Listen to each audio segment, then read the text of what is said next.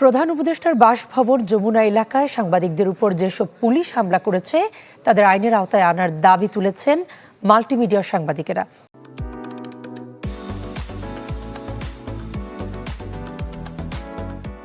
শাহবাগ জাদুঘরের সামনে মানববন্ধনে এই দাবি জানান তারা বলেন, আন্দোলন দমানো নয়, পুলিশ সাংবাদিক পেটানোর কাজ করেছে। এ সময় পুলিশের দুঃখ প্রকাশ নিয়েও তীব্র নিন্দা জানান তারা।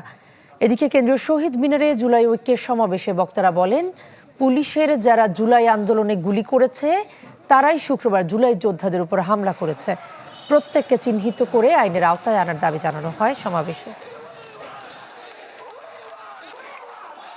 আমরা দেখেছি মাল্টিমিডিয়ার যেসব ভাইয়েরা কাজ করেন এবং একই সাথে ফটোগ্রাফার যারা রয়েছেন তাদের উপর নেককারজনকভাবে হামলা করা হয়েছে। আমরা মনে করছি যে গতকাল পুলিশ এই সাংবাদিক পেটানোর কর্মসূচিতে নেমেছিল।